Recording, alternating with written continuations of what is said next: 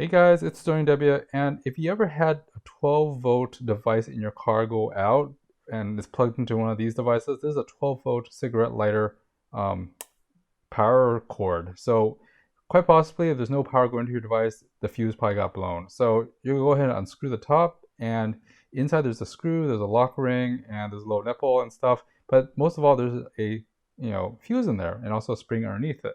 So check the fuse. You go see little numbers on top of the on one end of the fuse, and for this one, it's like a 3A 250 volt fuse. So you have to look really closely. As you can see, the filament has broke on this.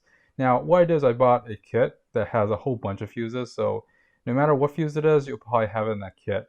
So if you look at this one, it's a F3A 250 volt. So you just have to find the exact match on that kit, and it should have a bunch of them. So this one's a 3A 250 volt. We're gonna take one of them. This one actually has 10 of them in there out of the 200 pieces of fast blow glass fuses. So check the number on that one, make sure it matches. Also check the length of the fuse and make sure that matches as well. It should look exactly the same in terms of length, and also the filament shouldn't be broken as well. So check the filament, make sure they're not blown.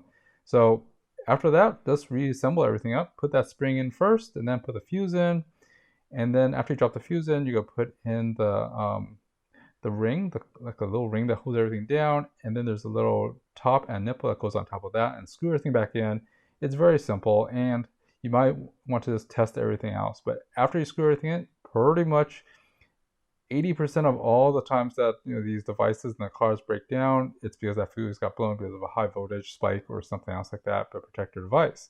So hopefully this will fix my radar detector, and let's keep on going. So after that's done, it's pretty straightforward. Now we go ahead and dispose of that old fuse in a recycle bin where they recycle glass and stuff. And for this, let's check it out. We'll go ahead and plug this guy right back in.